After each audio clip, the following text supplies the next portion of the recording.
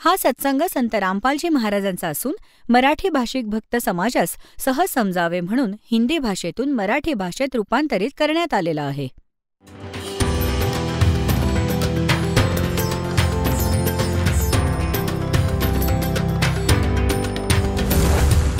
और ज्ञान सब ज्ञान डी कबीर ज्ञान सो ज्ञान और जैसे घोड़ा तोब कायम करता चले मैदान.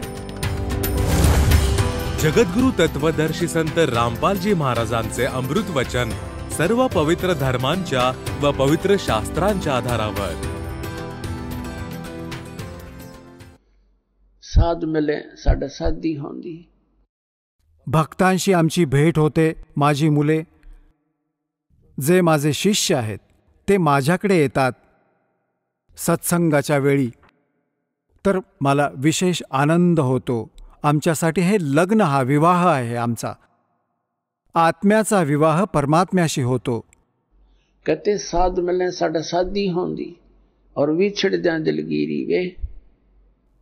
जेव्हा हे इथून सत्संग ऐकून जातात तर मला परत उदास वाटू लागतं. का उदास वाटतं? कारण ही मुले परमात्म्याचे हंस या ज्ञानाने काहीसे परिचित झाले आहेत.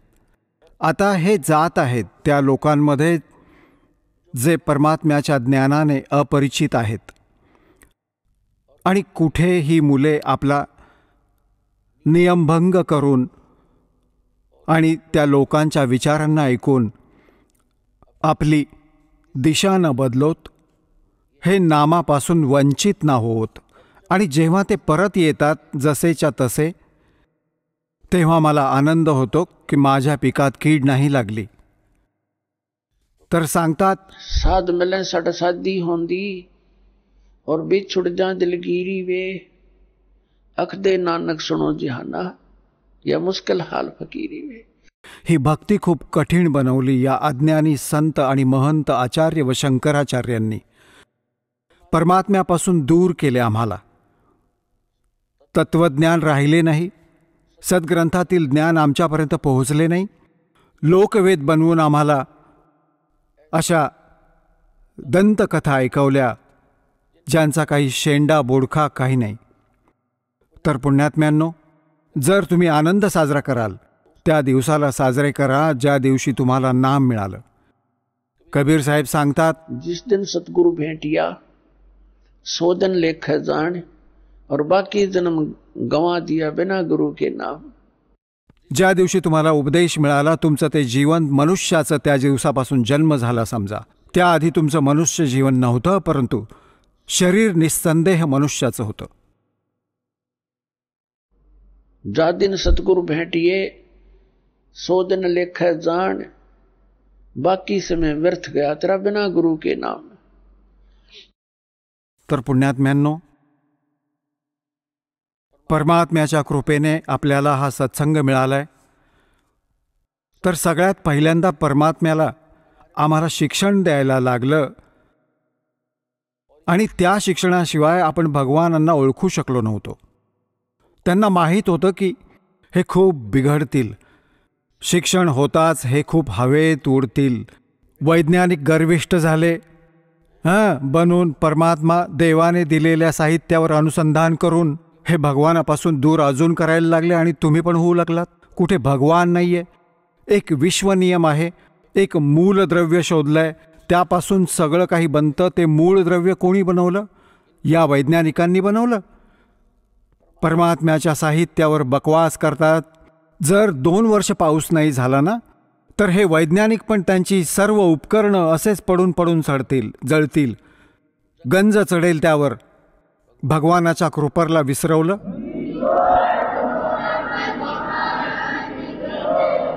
भगवानांपासून खूप दूर केलं आम्हाला.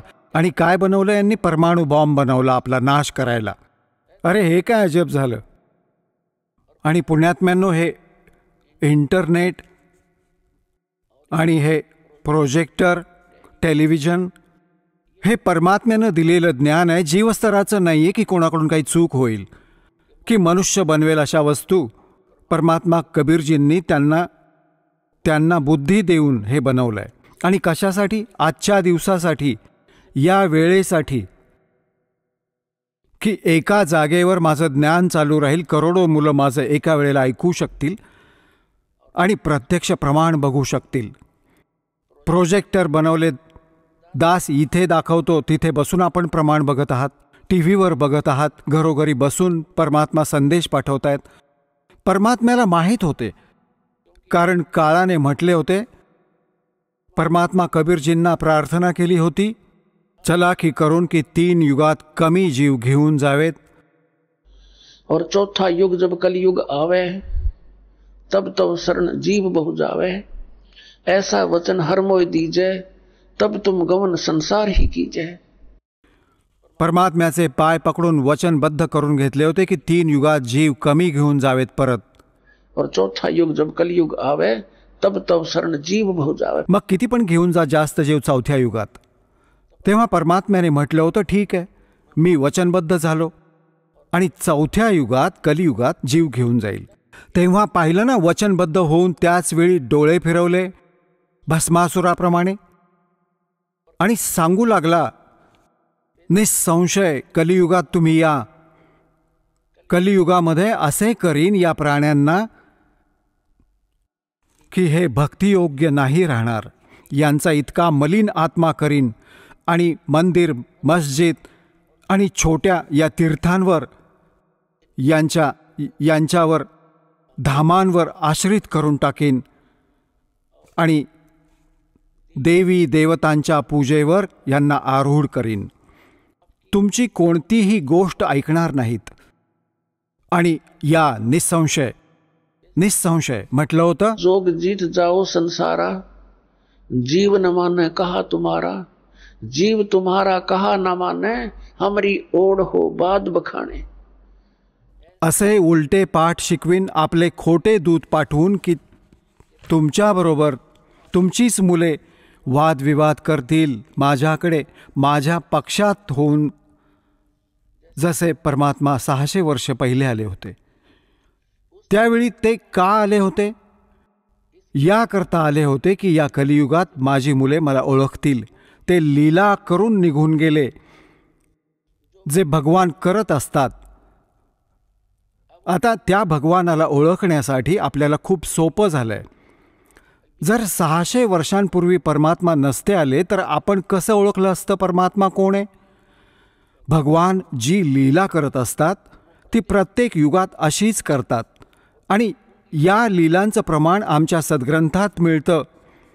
पवित्र 4ही वेदात परमेश्वराच्या त्या महिमेचं गुणगान आहे जे भगवान करत असतात. त्या लीला कोणी केल्या?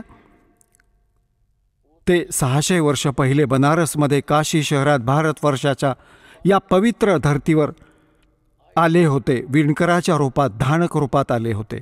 120 वर्ष ते कबीर परमात्मा त्यांनी या लीला केल्या ज्या वेदात प्रमाण आहेत ज्यांचे. Who is God? Kabir is God. परमात्मा कोण आहे? कबीर साहेब परमात्मा आहेत. आणि परमेश्वराने 600 वर्षांपूर्वी सांगितलं होतं, वेद मेरा भेद है, मैं ना वेदन के माही, और जौन वेद से मैं मिलूं ये वेद जानते नाही. परमात्म्याने सांगितले होते की हे 4ही वेद माझे भेद म्हणजे माझ्या महिम्याचे गुणगानच करतायत. परंतु या 4ही वेदांमध्ये वर्णित विधीने माझी प्राप्ती नाही होऊ शकत. सतलोक प्राप्ती नाही होऊ शकत. अमरलोक प्राप्ती नाही होऊ शकत. यात पूजेचा विधी नाहीये ज्याने सतलोकात जाऊ शकू आपण. तर त्याची पूर्ती करण्यासाठी परमात्मा स्वतः येतात प्रत्येक युगात आणि आपल्या मुखकमलातून वाणी बोलतात. चारों युग में संत पुकारे, को के कहा हम हेल रे. हीरे माणिक मोती बरसे, ये जग चुभता ढेल रे. कबीर परमात्मा सांगतात, 4ही युगात माझे संत पुकारतात. ज्यांना परमात्मा मिळाला, सतलोकात घेऊन गेले, त्यांना परत पृथ्वीवर आपले साक्षीदार बनवून सोडले. तर त्यांनी डोळ्यांनी पाहिलेले ते भगवानांचे वर्णन केले, त्यांची महिमा सांगितली. त्याविषयी परमात्मा सांगतात, चारों युग में संत पुकारे, कूक कहा हम हेल रे, हीरे माणिक मोती बरसें, ये जग चुभता ढेल रे. चारही युगात माझ्या संतांनी हेच गुणगान केले, डोळ्यांनी पाहिलेले मला. आणि मी पण येऊन मोठ्या चढत्या स्वरात कुठे पण उभे राहून मदाऱ्याप्रमाणे एक तारी हातात घेऊन आपल्या पवित्र वाणीने, अमृतवाणीने आपला ज्ञान वर्षाव करू लागले. आणि हेच मार्ग होते. शेकडो व्यक्ती एकत्र होत होते, परमात्म्याच्या त्या अमृतवाणीला ऐकून गदगद होत होते. परमात्म्याच्या मुखातून बोललेली वाणी जितके पण तिथे उपस्थित लोक ऐकत होते, त्यांच्या खूपशा पापांचा तिथे नाश होत होता. म्हणजे ते आपल्या मुलांना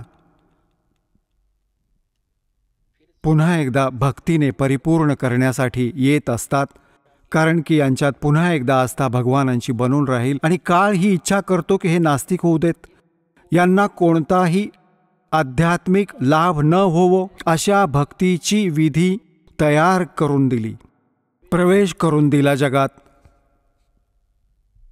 आणि परमात्म्यामुळे मिळणारा लाभ समाप्त झाल्याच्या कारणाने आपण नास्तिकतेकडे चालू लागलो, विकारांकडे चालू लागलो, हे वाईट करू लागलो, लाच घेऊ लागलो. कारण की आपण आपल्या समजुतीने धनवान बनण्याची कुचेष्टा करू लागलो. आणि ज्याचा परिणाम हा निघाला, आपण नास्तिक होऊ लागलोत आणि दुप्पट दुःखी झालो. जसे कोणी व्यक्ती 2 नंबरचे पैसे जमवते, कोणी भेसळ करतो, कोणी लाच घेतो, किंवा कोणी कोणाला धोका देऊन पैसे जमवतो, तर त्याचे हे त्याच्यासाठी विषाचं काम करतील.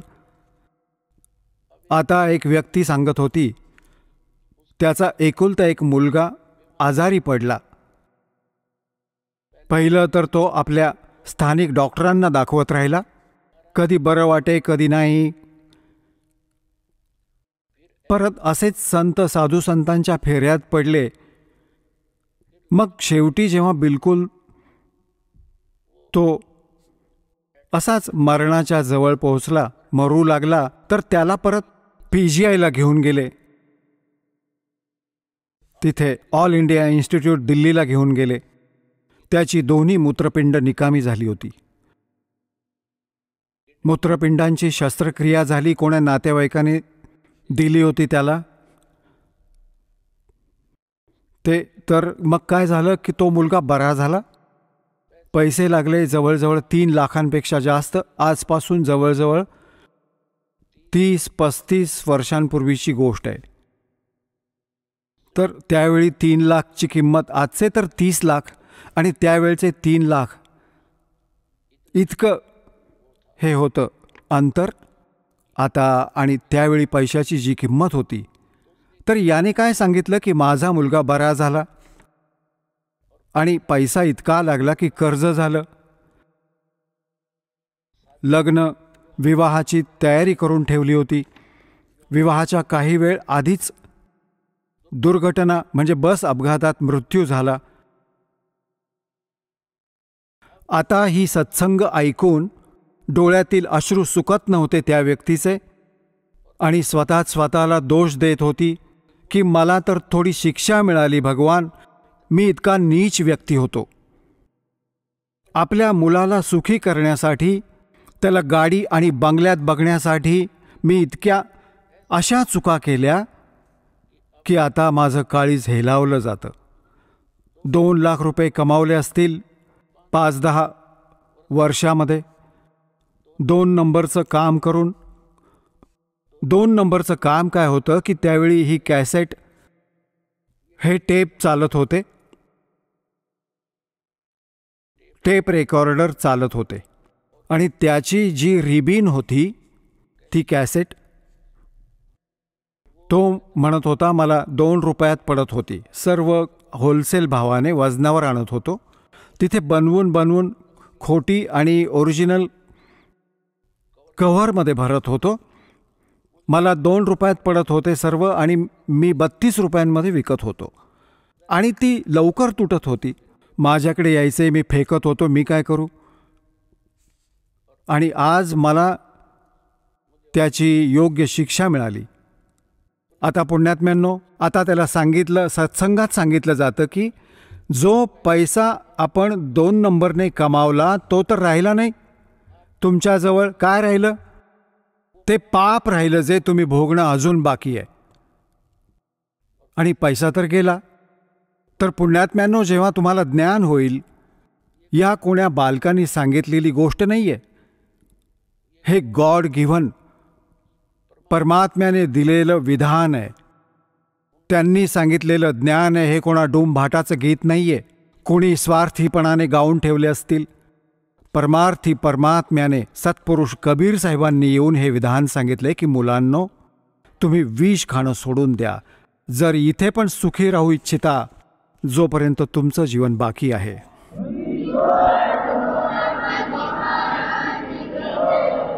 आणि अज्ञानी मुले चुका करतात. जर समजदार झाले ना, मग त्यांना हात नाही लावू शकत. जसं छोटासा मुलगा सापाला पण पकडतो आणि त्याला तो चावतो, तो मरून जातो. त्याला ज्ञान नाही की किती भयंकर जनावर आहे. आणि जेव्हा तो मोठा होतो, त्याला त्या जनावराबद्दल माहिती होते की हा तर मोठा भयंकर आहे, याच्या जवळ पण नाही गेलं पाहिजे. तर मग तो दुरूनच सापाला बघून पळून जातो दूर. दुसऱ्यांना पण सांगेल की इकडे नका जाऊ, साप आहे, साप आहे. आणि पहिले तो रांगत सरपटत त्याला पकडायचा, कारण त्याला माहीत नाही, ज्ञान नाही. ज्ञानाशिवाय भीती नाही वाटत. तर तत्वज्ञानाने आपल्याला भीती वाटेल. की परत त्याबद्दल सांगितलंय, जैसे किरका जहर का रंग होरी हो, कहो कोण तिस खावे राम रंग होरी हो. जसं विषाचा म्हणजे जहरचा एक कण पण पडला असेल कुठेही आणि हे माहीत होईल की हा कण विषाचा आहे, तर त्या कणाला पण कोण खाणार? कण, छोटासा कण. आणि इथे आपण बाटलीच्या बाटली पितो विषाची, म्हणजे काहीही असू दे, काहीच वाटत नाही. सांगा, कोणत्याही क्षेत्रात बघा हाहाकार माजलाय. कोणत्याही क्षेत्रात जाऊन बघा, माणसाला संतोष राहिला नाही. तर इथे परत माहीत होईल, जैसे किरका जहर का रंग होरी हो, कहो कोण तिस खावे राम रंग होरी हो. म्हणजे आपण धन साठवतो आनंद साजरा करायला, तर परमात्मा सांगतात आनंद तर तुम्हाला परमात्म्याच्या रंगात रंगल्यानंतर हा आनंद होईल. होळी होईल, होळी होईल. तुमची खरी होळी तेव्हा होईल आणि रोज होईल तुमचा होळीचा सण. या प्रकारे हे ज्ञान झाल्याने पुण्यात्म्यांनो, आपण खूप साऱ्या पापांपासून असेच वाचू शकू आणि मग परमात्मा प्राप्त करू. तर पुण्यात्म्यांनो, प्रसंग चालू आहे की परमात्म्याची भक्ती न करण्याने मानव किती दुःखी होत आहे. श्रीमद भगवद्गीता अध्याय नंबर 4 श्लोक नंबर 32 मध्ये सांगितलं आहे की त्या सच्चिदानंद घनब्रह्मने आपल्या मुखकमलातून जे ज्ञान दिलं आहे ते तत्वज्ञान आहे. ते तत्वज्ञान आहे ज्यामुळे आपला मोक्ष होईल. सगळ्या कर्मबंधनातून मुक्त व्हाल. आणि त्या तत्वज्ञानाला मी नाही जाणत. गीता ज्ञानदात्याने सांगितलं की तत्वदर्शी संतांना विचार, ते सांगतील. याने तर आपले हात झटकले आणि 18 अध्याय पण बोलले, गोष्ट तिथली तिथेच सोडली. मग त्या तत्वदर्शी संताची ओळख सांगितली आहे गीताध्याय नंबर 15 श्लोक नंबर 1 मध्ये श्रीमद भगवद्गीतेमध्ये, की उलट्या लटकलेल्या संसाररूपी वृक्षाला हा संसाररूपी उलटा लटकलेला वृक्ष जाण. वरती जी मुळे आहेत तो पूर्ण परमात्मा समजा, परमाक्षर ब्रह्म, सत्पुरुष. आणि वरचे लोक जिथे ते मालक राहतात तो अमरलोक आहे. ते सगळे मिळून अमरलोक आहे तो. परंतु त्याचे 4 विभाग आहेत. एक सतलोक आहे, दुसरा अलखलोक आहे, मग अगमलोक आहे, आणि चौथा परत अकहलोक, अनामी लोक आहे. ते सर्व अमर क्षेत्र आहे ते. शाश्वत स्थान आहे ते, आणि त्याला सांगतात खाली वरती मुळे, खाली तिन्ही गुणरूपी शाखा, रजगुण ब्रह्मा, सतगुण विष्णू, तमगुण शिवजी रूपी शाखा आहेत. आता गीता ज्ञानदात्याने तर फक्त एवढंच सांगितलंय, वरती तर मूळ आहे त्याची आणि खाली तिन्ही गुणरूपी शाखा आहेत. बाकी सगळं सोडून दिलं. परत सांगितलं की जो या संसाररूपी वृक्षाचे सगळे विभाग सांगेल, स वेदवित, तो तत्वदर्शी संत आहे. पुण्यात्म्यांनो, 600 वर्षांपूर्वी परमेश्वर आले होते हे तत्वज्ञान सांगण्यासाठी. त्यावेळी त्यांनी काय सांगितलं होतं? अक्षर पुरुष एक पेड़ है, सरपुरुष वा की डार, और तीनों देवा शाखा है ये पात रूप संसार. आपल्या द्वारे रचलेल्या सृष्टीला रचणाराच सांगू शकतो. आणि परमात्म्याने हे पण सांगितले होते, गुण तीनों की भक्ति में ये भूल पड़ो संसार, कहें कबीर निज नाम बिना कैसे उतरो पार. तीन देव की जो करते भक्ति, उनकी कबू ना होवे मुक्ती. आता ते सांगत होते सच्चाई, आणि आम्हाला लागली कडवी. आम्ही आपल्या पित्याचे शत्रू झालो, त्यांच्यापासून विमुख झालो, आणि ज्याच्यामुळे आपण आजपर्यंत धक्के इथेच खात आहोत. तर पुण्यात्म्यांनो,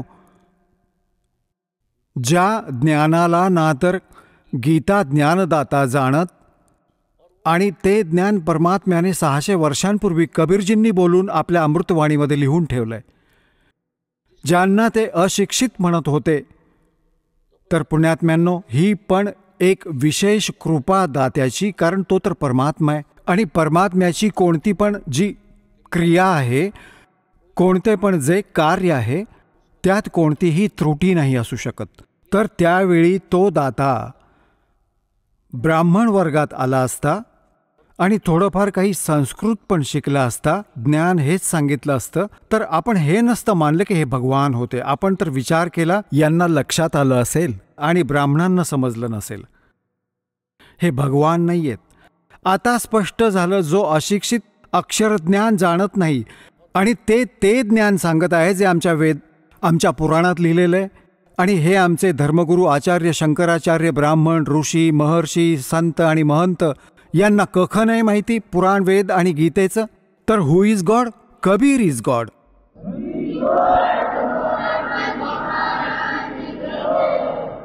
आता श्रीमद भगवद्गीता अध्याय नंबर 15चा श्लोक नंबर 1 समजायला सोपा जाईल. पहिलं चित्र पहा. हा आहे उलटा लटकलेला संसाररूपी वृक्ष. ऊर्ध्वमूलम अधशाखम अश्वत्थम प्राहु अव्ययम छंदांसी यस्य पर्णानी. पर्णानी म्हणजे पानं. छंदांसी यस्य पर्णानी यत्तमवेद स वेदवित. ही पहा श्रीमद भगवद्गीता, गीता प्रेस गोरखपूरहून प्रकाशित आहे. जयदयाळ गोयंदका याचे अनुवादक आहेत. अध्याय नंबर 15चा हा पंचदशोध्याय 15वा अध्याय आहे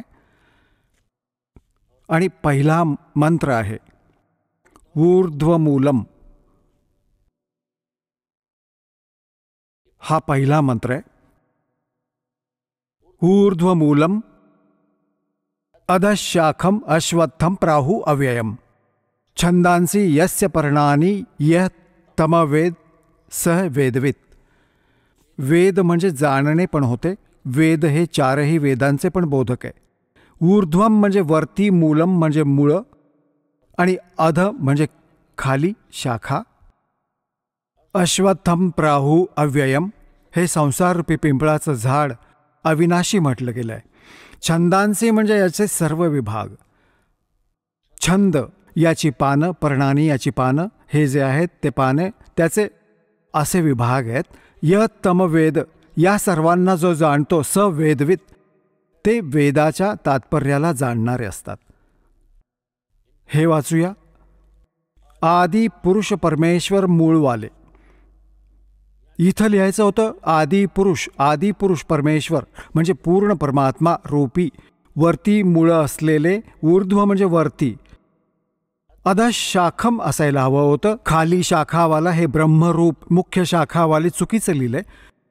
कारण हे पहा, हे 2 नंबर श्लोक नंबर 2 मध्ये 2 वेळा अध शब्द आहे. अध आणि याचा अनुवाद याच इंग्रजांनी केलाय. जणू अध म्हणजे खाली, अध म्हणजे खाली. इथं विसरले, हे इथे केलं कल्याण आपलं. इथं लिहायचं होतं खाली शाखम, पूर्णतः सरळ, ऊर्ध्व मूलम वरती मुळवाला आणि खाली शाखावाला. हा या संसाररूपी पिंपळाच्या वृक्षाला अविनाशी म्हणतात. वेद ज्याची पानं सांगितली गेली आहेत, छंद म्हणजे वेद लिहिलंय ही पहा अक्कल यांची. छंदांचे म्हणजे विभाग आहेत ज्याची ही पानं वगैरे. आणि या सर्वांना, या संसाररूपी वृक्षाला जो पुरुष मुळासकट म्हणजे मुळांपासून पानांपर्यंत ज्याला तत्वाने जाणतो तो वेदवित. संस्कृत पण वाचा.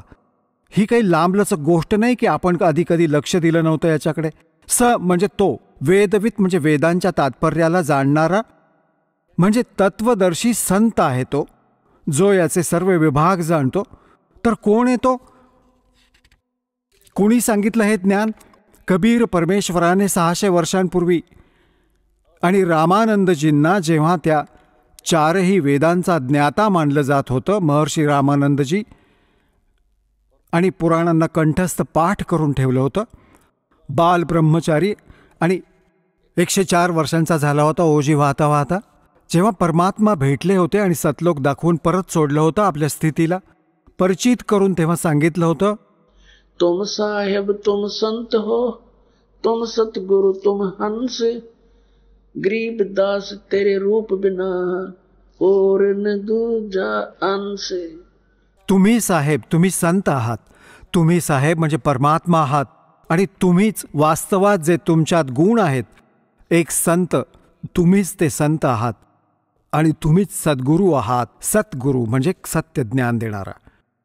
तर आता पहा, हा उलटा लटकलेला संसाररूपी वृक्ष आहे. परमात्म्याने सांगितले होते,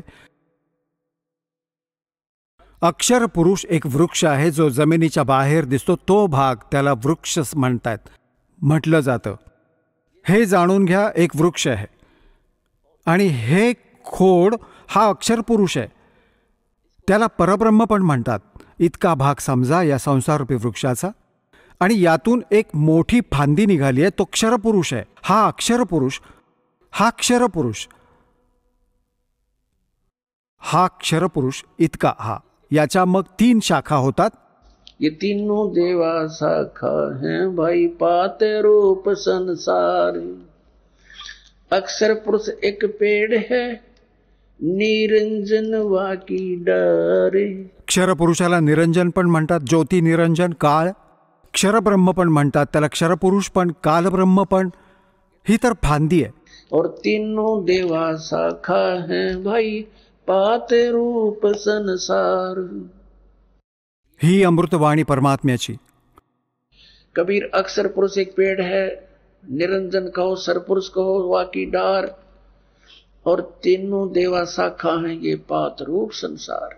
आता पुण्यात्म्यांनो, परमात्मा म्हणत असतात 3 देवांची जो करेल भक्ती, म्हणजे भक्तीचा अर्थ होतो इष्टरूपात मानून त्यांच्यावर आश्रित होणं.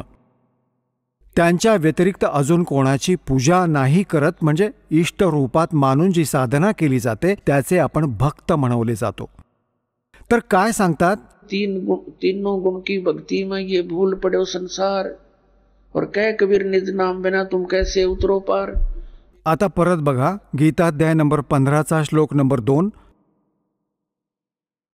15चा आणि श्लोक नंबर 2 मध्ये म्हटलंय, ज्या संसाराची 3ही गुणरूप पाण्यामुळे वाढलेली नाहीये, 3ही गुणरूप शाखा, विषय प्रवाला शाखा, संस्कृत पण वाचूया, विषय प्रवाला शाखा म्हणजे हे विषय भोग रूप कोंभरूपी देव, मनुष्य, तिर्यक इत्यादी योनिरूपी शाखा नाही.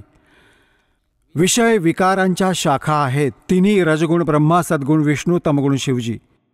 खाली व वरती पसरलेली आहेत, सर्वत्र नाहीये. हे ऊर्ध्व म्हणजे वर आणि अधम म्हणजे खाली पसरलेली आहे.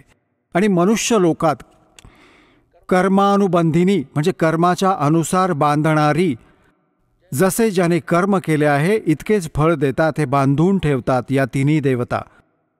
हे याची आहे मुख्य मुळं आहेत. ही संसाररूपी वृक्षाची मुळं नाहीत. आपल्याला इथे बांधून ठेवतात, कर्माप्रमाणे बांधून ठेवायचे हे मूळ कारण आहे. हे ब्रह्मा विष्णू महेश हे खाली व वरती व्यापून असतात, सगळीकडे नाही. आता तिसऱ्यात काय सांगितलंय की ह्या संसार वृक्षाचे स्वरूप जसे सांगितले गेले आहे तसे इथे विचार काळात गीता ज्ञानदाता सांगतो, जसं त्याच्या विषयात जाणकार सांगतात तो इथे नाही मिळत. तो या संसाररूपी वृक्षाचा जसं स्वरूप सांगितलंय तसं या विचार काळात म्हणजे तुझ्या आणि माझ्या गीतेच्या विवेचनात, विचार मंथनात नाही मिळत. म्हणजे मी नाही सांगू शकणार त्याबद्दलची पूर्ण माहिती, कारण याचा न आदी आहे ना अंत आहे. गीता ज्ञानदाता सांगत आहे की मी याच्या आदी व अंताशी परिचित नाहीये आणि ना याची चांगल्या प्रकारची स्थिती आहे. यामुळे या सुविरूढ मूलम अतिदृढ मुळे असणारे हे नाही, अतिदृढ मुळवाले. कारण वरती जो मूळ स्वरूपात आहे, जो वरती जे मूळ राहिले आहे, जसे आपण पाहिले, आता इथपर्यंत तुम्ही पाहिलेत, पहा आता इथपर्यंत तुम्ही पाहिले की अक्षरपुरुष एक वृक्ष आहे. जमिनीतून बाहेर क्षरपुरुष त्याचे खोड झाले, तिन्ही देवता शाखा झाल्या आणि आपण पानांच्या रूपात समजा. परंतु हे मूळ तरी शिल्लक आहे. हा आहे तो पूर्ण परमात्मा. याला पूर्ण ब्रह्म म्हणा, परमेश्वर म्हणा, परम अक्षर ब्रह्म म्हणा. तर हे मूळ आहे. मुळापासूनच सर्व खुराक मिळतो रोपट्याला, झाडाला. तर सर्वांचं धारण पोषण करणारा पण हाच परमात्मा झाला, जो मूळ रूपात म्हणजे परम अक्षर ब्रह्म परमात्मा आहे. हे ते मूळ आहे. हे परमक्षर ब्रह्म आहे. हे आहे कोण? हे बघा, हे ते आहेत परमात्मा, जे काशीत धाणक रूपात विणकर बनून राहिले होते 120 वर्षांपर्यंत आणि ही लीला सांगून आपल्याद्वारा रचल्या गेलेल्या सृष्टीला सांगून निघून गेले. आता ही संकल्पना स्पष्ट करूया की रजगुण ब्रह्मा, सद्गुण विष्णू, तमगुण शिवजी. बघा, हे मार्कंडेय पुराण, हे मार्कंडेय पुराण हे गीता प्रेस गोरखपूरहून प्रकाशित आहे. सचित्र मोठा टाईप, गीता प्रेस गोरखपूरहून प्रकाशित. आणि याच्या 123 पानावर आम्ही आपल्याला दाखवतो. मार्कंडेय ऋषी सांगत आहेत, मार्कंडेय ऋषी, इथून मार्कंडेय ऋषींचे हे वचन चालू आहे. आणि इथे येऊया आपण 123 पानावर. आता काय सांगतात? रजगुण प्रधान ब्रह्मा, तमगुण प्रधान रुद्र, सत्वगुण प्रधान विश्वपालक विष्णू आहे. याच 3 देवता आहेत व हेच 3 गुण आहेत. स्पष्ट झालं? रजगुण ब्रह्मा, सद्गुण विष्णू, तमगुण शिवजी याच 3 देवता आहेत आणि हेच 3 गुण. तिन्ही देवता म्हणा किंवा 3 गुण म्हणा, एकच गोष्ट आहे. आणि आता पूर्ण संकल्पना स्पष्ट करूयात. देवी भागवतमध्ये संस्कृत पण बरोबर आहे. आता आपण संस्कृत पण वाचूयात, काही मोठी गोष्ट नाही आहे. अथ श्रीमद देवी भागवत सभाषु टीकम समहात्म्यम, खेमराज श्रीकृष्ण प्रकाशन, मुंबईहून. याच्या 3ऱ्या स्कंदाच्या 11व्या पानावर हा 3रा स्कंद आहे. अथ श्री मद देवी भागवते भाषा टीका युक्ते तृतीय स्कंद प्रारंभते. हा 3रा स्कंद सुरू होत आहे संस्कृत सहित आणि टीका सहित. याचे हे पान नंबर 11 आहे. आणि हे पहा, याचा अध्याय नंबर 5 आहे. हा अध्याय 5 आणि याचा 8वा श्लोक वाचूया 5व्या अध्यायाचा, 3ऱ्या स्कंदाचा. हा 7वा इथे संपतो, 8वा इथे सुरू होतो. हे माता भगवान शंकर आपली माता दुर्गाला सांगतात, जर आम्हावर आपण सदा तुम्ही दयायुक्त आहात तर आम्हाला तमगुणात कशा प्रकारे प्रदान केलं आहे? ब्रह्मा रजोगुण आणि हरी सत्वगुण युक्त केलेत. का केलेत? आता आपण संस्कृत पण वाचूया पहा. हा 7वा संपला, 8वा श्लोक सुरू होतो. यदि दयार्द्रमना न सदांबिके कथम अहम विहितच्च. शंकर भगवान म्हणतायत कथम अहम, मला बनवलं, विहितश्च अंबिके म्हणजे आई, तमोगुण, मला तमोगुण का बनवलं? कमलज, कमळातून उत्पन्न झालेल्या ब्रह्माला रजोगुण संभव आहे. रजोगुण का उत्पन्न केलं? आणि सुवितः किंवा सत्वगुण हरी, आणि सत्वगुणी विष्णूजीला सत्वगुणी का बनवलं? इति सिद्धम रजगुण ब्रह्मा, सत्वगुण विष्णू, तमगुण शिवजी.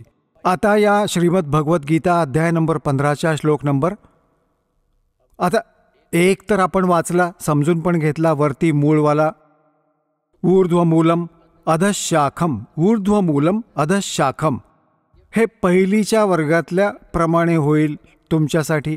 काही दिवसांनी बघा, ऊर्ध्व म्हणजे वर मूळ, मूळ आहे, खोड आहे. समजा वरती मूळवाला, खाली शाखावाला. हा संसाररूपी पिंपळाचा एक अविनाशी वृक्ष म्हटला गेलाय. छंदांसी यस्य पर्णानी, याचे हे विभाग आहेत, पाने वगैरे सर्व विभाग आहेत.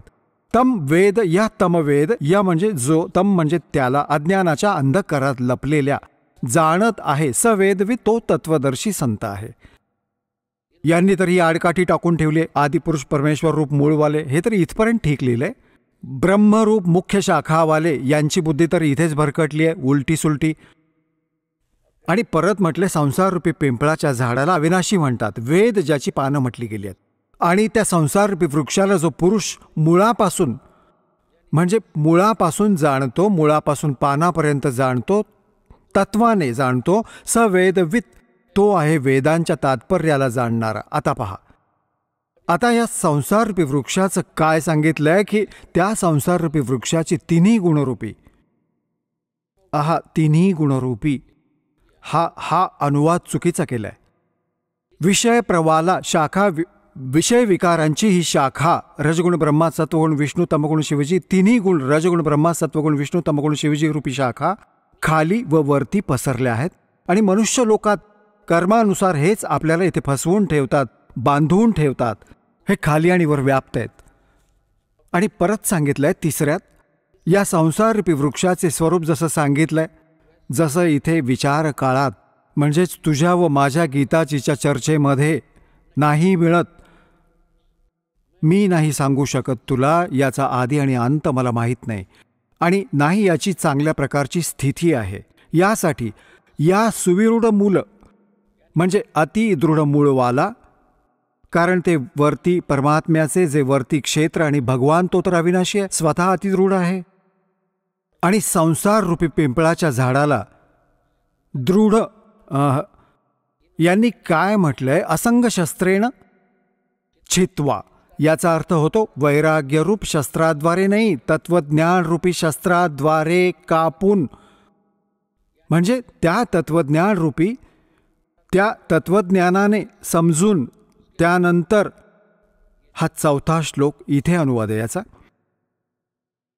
त्यानंतर परमपदरूप परमेश्वराला चांगल्या रीतीने शोधलं पाहिजे. जिथे गेलेले पुरुष परतून कधी परतून संसारात नाही येत, आणि ज्या परमेश्वराकडून या पुरातन संसार वृक्षाची प्रवृत्ती विस्ताराला प्राप्त झाली आहे, त्याच आदी पुरुष नारायणाला मी शरण आहे. अशा प्रकारे दृढनिश्चय करून त्या परमेश्वराचे मनन आणि निधिध्यासन केलं पाहिजे. प्रपद्य म्हणजे त्याची पूजा केली पाहिजे, निधिध्यास नाही. प्रपद्य म्हणजे पूजा. आता इथे काय झालं, याचा अर्थ, याचा सरळ अर्थ झाला, गीता ज्ञानदाता आपल्यापेक्षा दुसऱ्या कोणत्या समर्थ परमात्म्याला शरण जायला सांगत आहे, आणि त्याची पूजा कर, आणि सर्व गोष्टींचा त्याग कर. म्हणजे आपल्या पूजेला मना करत आहे, फक्त त्याचीच पूजा कर, ज्याने संसाररूपी वृक्षाची रचना केली आहे, ज्यामुळे संसाररूपी वृक्षाची प्रवृत्ती विस्ताराला प्राप्त झाली आहे. आता पुण्यात्म्यांनो, गीता ज्ञानदाता आपली स्थिती सांगत आहे. अर्जुन 4थ्या अध्यायाच्या 5व्या आणि 9व्या श्लोकामध्ये, 2ऱ्या अध्यायाच्या 12व्या श्लोकात, 10व्या अध्यायाच्या गीतेच्या 2ऱ्या श्लोकात की अर्जुन, तुझे व माझे खूप जन्म झाले, तू नाही जाणत, मी जाणतो. माझे जन्म आणि कर्म अलौकिक आहेत. याने सिद्ध झालं की गीता ज्ञानदाता तर स्वतः सांगतोय की मी नाशवान आहे.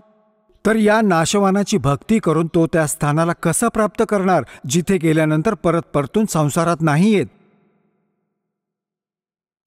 तर याने सिद्ध झालं की गीता ज्ञानदात्यापेक्षा कोणी अन्य परमात्मा आहे आणि त्याची साधना केल्यानेच हा जन्म आणि मृत्यूचा दीर्घ रोग जाईल. आणि जोपर्यंत हा जन्म आणि मृत्यूचा रोग नाही जाणार तोपर्यंत आपण सुखी नाही होऊ शकत. मोक्ष आपला मोक्ष नाही होऊ शकत. आपण इथे बंधनात बांधलेले आहोत कर्मांच्या बंधनाने. आणि सतलोकात गेल्यानंतर आपल्यावर कोणत्याही प्रकारचा कोणताही दबाव नाही. आता पुण्यात्म्यांनो, जसं हे अन्य संत सांगतात की परमात्मा तिथे निराकार आहे, सतलोकात प्रकाशच प्रकाश आहे. परत आपण काय दिवे लावणार? त्या प्रकाशात जाऊन काय करणार बाबा? त्यात बुडून मरायचंय. तिथे एखाद्या माथेफिरूने म्हटलं की तिथे थेंब थेंब फिरत आहे प्रकाशात आत्मे, जसे तिथे मजा करतात. थेंबांनी काय मजा येणार सांगा? मासा फिरतो पाण्यात, धक्के खात असतो. आता तिथे जशी ही सृष्टी आहे अशीच्या अशी आहे तिथे, परंतु त्याचे साहित्य नाशवान नाही आहे. शरीर जे आहे प्रत्येक नरनारीचे अमर शरीर आहे, युवा शरीर आहे, कधी वृद्ध नाही होत, कोणता आजार नाही, कसली कमतरता नाही. आता इथे काय करतो आपण? ज्याच्याकडे थोडेसे पैसे जमा झाले, मुलांना लागली सुट्टी, मग धक्के खायला जातो आपण सिमला आणि कुलू आणि मनालीमध्ये सैरसपाटा करायला. आणि तिथे किती दिवस राहतो? 5-4 दिवसानंतर खिसा रिकामा झाल्यावर परत इथे येऊन पूर्ण दिवस त्याच उकाड्यात परत राहतो. तर आपण हे सैरसपाटे ना तिथे करूया सतलोकात. कित्येक ना कोणतं काम करायचं, ना मृत्यू होणार, म्हातारी वृद्ध अवस्था येणार, ना रागद्वेष, पूर्णतः नाममात्र पण नाही राहत. आणि पुण्यात्म्यांनो, इथे तर नाही माहीत किती चांगला माणूस दिसतो आणि कोणतं संकट उभं करेल एका मिनिटात घरावर. परिवारातील सदस्य असं कोणी कोणता खटला करेल, कोणी दुसरा पैसे घेऊन नाही देणार, परत धक्काबुक्की, हाणामारी, खटले, लढणे. तर तिथे असं काही नाही आहे. आणि पुण्यात्म्यांनो, इथे पहा, आपण म्हातारे होऊ नये आणि मृत्यू येऊ नये, भले कितीही दुःख येऊ दे, कोणताच प्रॉब्लेम नाही आहे, कारण पूर्णतः सवयीच्या अधीन झालो आहे त्याच्याबरोबर खेचाखेची करत राहण्याची. तर तिथे कोणतंही दुःख पण नाही, तर तिथली आवड निर्माण होईल तुम्हाला. इथे तर मृत्यू येणारच आहे, तर तुम्ही पदराला गाठ बांधून ठेवा. तुम्ही ना समज असलं तर हे होणारच होणार आहे, हे समजलंच आहे, हे सगळ्यांना माहिती आहे. आणि परत इथे ज्या घर आणि बंगला, मुले आणि मुलींना, या गाड्यांना तुम्ही तुमचे मानत असाल, हे तुमचे कुठे आहेत? मृत्यू होताच आहे तर संपणार तुमच्यापासून. मग यांची आशा का ठेवायची? कारण इथे या ज्ञानाने तुमची आशा दूर होईल आणि इथे खऱ्याच्या आधाराने दूर होईल. इथून यात कोणतीच आस्था नाही राहणार. इथे किती सुखाने राहतात तुम्हाला माहीत होईल. हे ठिकाण ठीक नाही, तर मग का नाही आवड? मग इथून आशा दूर होईल तेव्हा तिथे लागेल. और जहां आशा ता वासा होई, मन कर्म वचन सुमरियो सोई. तर त्यात आवड बनेल तुमची. यांना इथे कितीही गोष्टी सांगू द्या, तिथे जाऊन लीन होतो. लीन कोण होऊ इच्छितो? या काय सांगायच्या गोष्टी आहेत? तर परमात्म्याने येऊन ते ज्ञान दिलं आणि डोळ्यांनी पाहिलं. त्या महापुरुषांनी सांगितलं ज्यांनी परमात्म्याला पाहिलंय. आणि तिथून परत येऊन सांगितलं की परंतु त्यांनी असं सांकेतिक भाषेत लिहिलं आहे ते जनसाधारणाला समजू नाही शकत. त्यासाठी शिक्षकाची आवश्यकता असल्याचं सांगून गेलेत कबीर भगवान साहेब. कि गुरु बिन माला फेरते, गुरु बिन देते दाने, गुरु बिन दोनों निष्फल हैं, चाहे पूछो वेद पुराण. गुरु बिन वेद पढ़े जो प्राणी, समझे न सार रहे अज्ञानी। गुरु बिन काहू न पाया ज्ञाना, ज्यो थो था बुस छड़े मूड किसाना। तर गुरुला इतकं महत्त्व यासाठी दिलं की तो अशा सांकेतिक भाषेत लिहिलं परमात्मा कबीर साहेब आपल्या वाणीला लिहून गेले की कबीरपंथी नाही समजू शकले, कारण काळाने म्हटलं होतं की तुझ्या नावाने मी 12 पंथ चालवीन। 12 पंथ करूं मैं साजा, नाम तुम्हारा ले करूं आवाजा। 12 पंथ नाम जो ले ही, हमरे मुख में आन समोई। और अनेक पंथ चलाऊं, या विद जीवों को भरमाऊं। जाओ जोग जीत संसारा, जीव न माने कहा तुम्हारा। जीव तुम्हारा कहा न माने, हमारी ओढ़ हो बाद बखाने। आता हे कबीर पंथी नाही समजू शकले परमात्म्याच्या महिम्याला, आणि कबीर सागरमध्ये वाचत येते। कबीर वाणी वाचत यांच्या पिढ्यानपिढ्या गेल्या, त्यांच्या 6 15 600 वर्षात, आणि हे कख नाही समजू शकले सतलोक आणि सत्पुरुषाच्या बाबतीतले। यासाठी आदरणीय धर्मदास साहेबजींना परमात्म्याने सांगितलं होतं, धर्मदास मेरी लाख दुहाई, ये मूल ज्ञान की तरह बाहर ना जाए। मूल ज्ञान बाहर जो पढ़ी, या बिचली पीढ़ी हंस नी तरही। तर यासाठी परमात्म्याने त्या काळाबरोबर लपाछपी करून आणि आता तुम्हाला शिक्षित बनवायला लागेल, नाहीतर हे विष आपल्याला कधी नाही खाऊ देणार तो भगवान। 4थं युग संपत आलं तरी हे विष आमच्या जवळ येऊ नाही दिले या शिक्षणाचं। इतकं बेईमान बनवतं हे शिक्षण। परंतु आता काळाने म्हटलं होतं की त्यांचे इतकं पतन करेल नकली पंथ, आपल्या नावाने तुझ्या नावाने कबीर नावाने पंथ चालवेन। आणि कबीर सद्गुरू आहे, कबीर साहेब आहे, आम्ही कबीरपंथी आहोत, गीत गात राहतील आणि त्यांच्या मुखात तो मंत्र तर नाहीये ज्याने मोक्ष होईल, तर माझ्या मुखात फसून राहतील। त्या 12 त्या पंथात जे नाव घेतील ते माझ्याच मुखात राहतील। आता परमात्म्याने दया केली पुण्यात्म्यांनो, या दासाला पाठवलं आपला प्रतिनिधी बनवून, आणि ती बुद्धी दिली या दासाला परमात्म्याने कबीरजींनी आपल्या द्वारे लिहिल्या गेलेल्या त्या सांकेतिक शब्दांना आता या दासाद्वारे सार्वजनिक करत आहे तुमच्या समोर।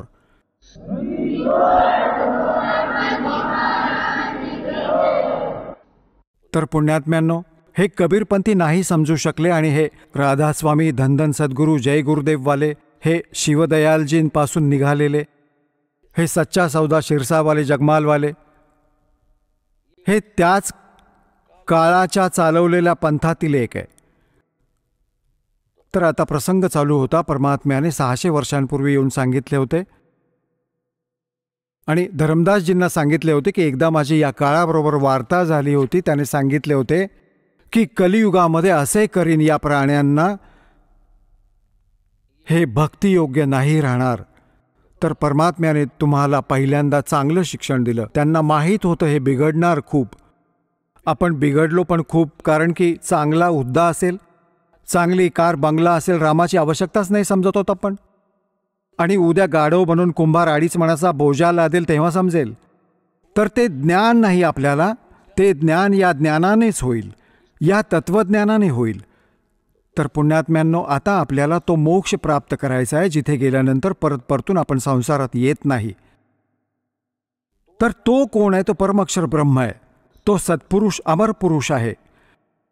गीताध्याय नंबर 7च्या श्लोक नंबर 29 मध्ये गीताज्ञानदात्याने सांगितलंय की अर्जुन, जे मी तुला ज्ञान सांगितलंय की तत्वदर्शी संताचा शोध घे, मग तो तत्वदर्शी संत तुला त्या परमात्म तत्वाचं ज्ञान सांगेल, तो तत्वज्ञान सांगेल तुला। त्या तत्वज्ञानाला समजल्यानंतर त्यात लिहिलंय 7व्या अध्यायाच्या 29व्या श्लोकात सांगितलंय की जरा मरण मोक्षाय यतन्ती ते जो माम आश्रिते म्हणजे माझ्याद्वारे दिल्या गेलेल्या या ज्ञानाला जो आश्रय बनवून तत्वदर्शी संताचा शोध करतात,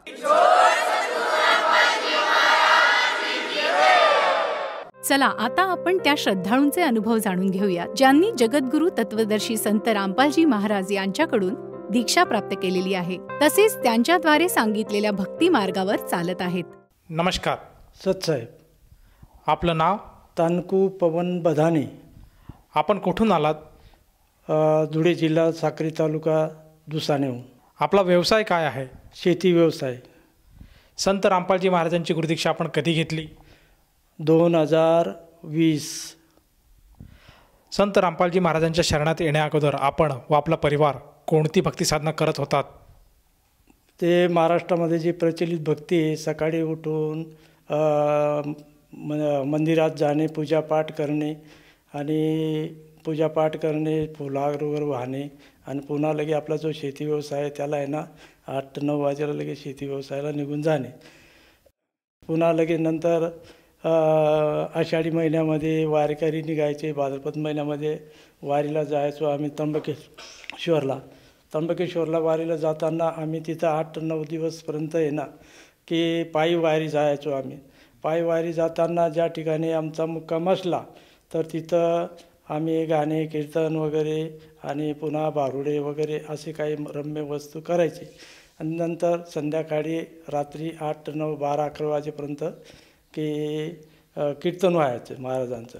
पुन्हा पहाटे 4 वाजता उठून आंघोळ स्नान करून पुन्हा नामाचा गजर करत पुन्हा पायी वारी चालायचे. असे 8-9 दिवस आम्ही हळूहळू त्र्यंबकेश्वरला जायचो.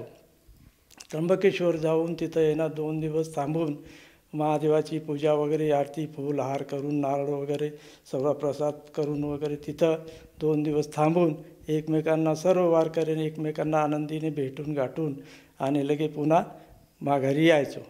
अशा पद्धतीने आम्ही सेवा करत होतो.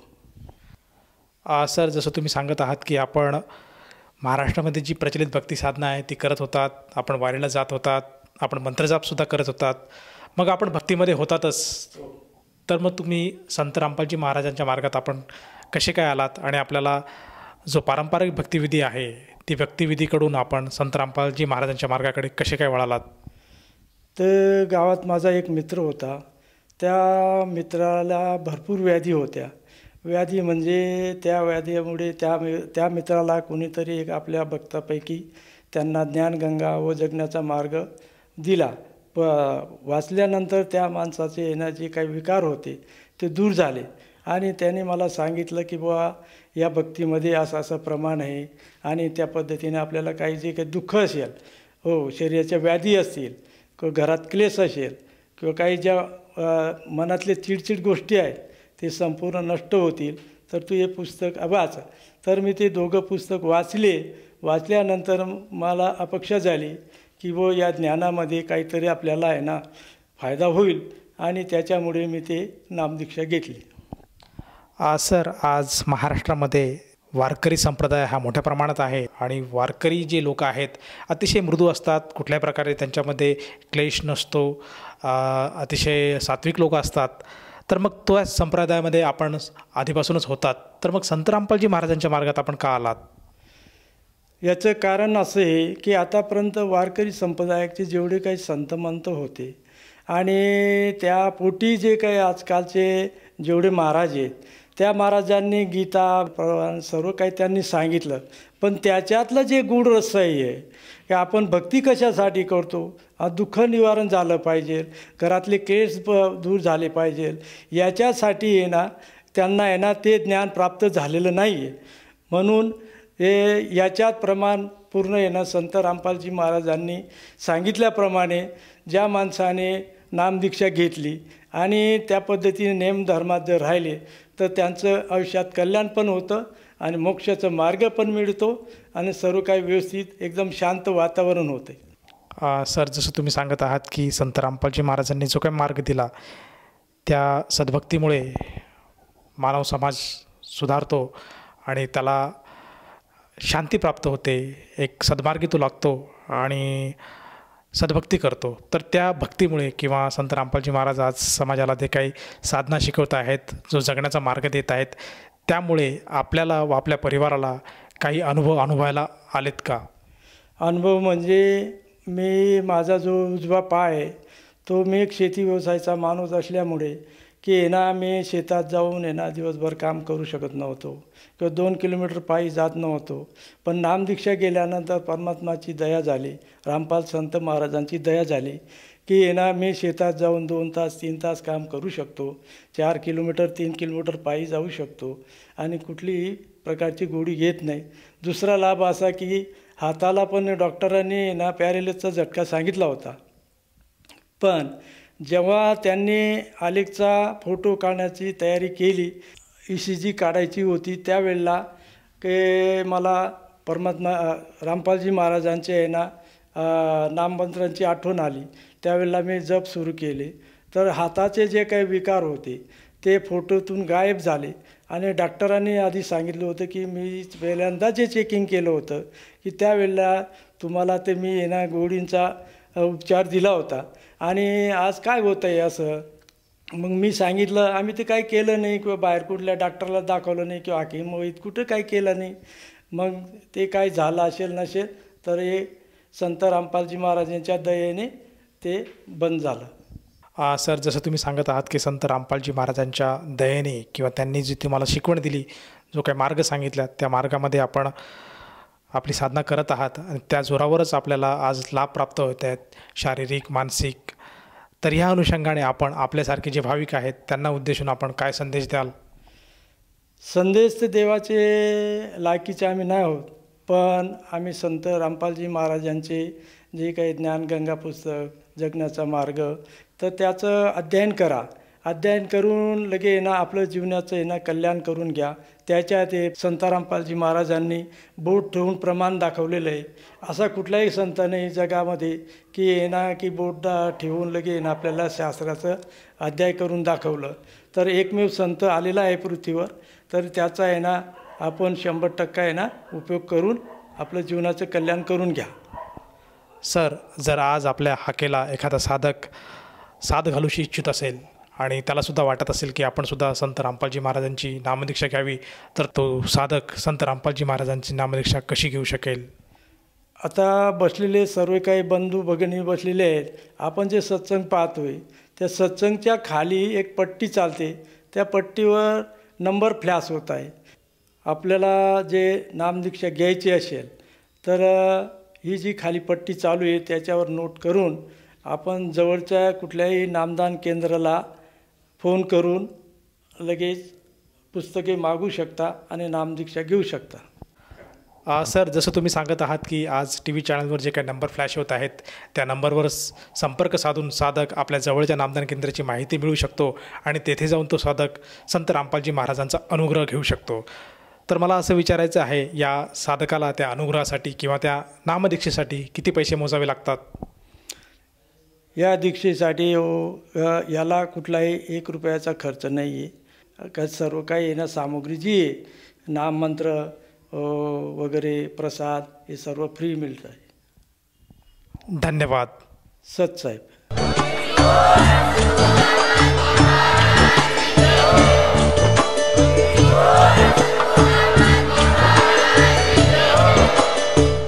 आपण ऐकत होता जगद्गुरु तत्वदर्शी संत रामपालजी महाराज यांचे मंगल प्रवचन, ज्यांच्या शुभ आशीर्वादाने संपूर्ण विश्वामध्ये 500 पेक्षा जास्त नामदीक्षा केंद्र आहेत, जिथे निशुल्क नामदीक्षा दिली जाते. निशुल्क नामदीक्षा प्राप्त करण्यासाठी आणि अधिक माहितीसाठी संपर्क करा 7030303951 7030303952. अद्वितीय आध्यात्मिक ज्ञान वाचण्यासाठी, पाहण्यासाठी आणि ऐकण्यासाठी संत रामपालजी महाराज ॲप अवश्य डाउनलोड करा किंवा आमची वेबसाईट www.jagadgururampalji.org वर व्हिजिट करा. आम्हाला सोशल मीडियावर फॉलो करा. सर्व पवित्र धर्मांच्या पवित्र शास्त्रांवर आधारित प्रमाणित अनमोल पुस्तक ज्ञानगंगा किंवा जगण्याचा मार्ग यापैकी कोणतेही एक पुस्तक निशुल्क मागवण्यासाठी आपण आम्हाला आपले पूर्ण नाव, पूर्ण पत्ता, पिनकोड आणि फोन नंबरसह लिहून 7030303951 किंवा 7030303952 या नंबरवर SMS करू शकता किंवा 7030303950 या नंबरवर व्हॉट्सअप देखील करू शकता.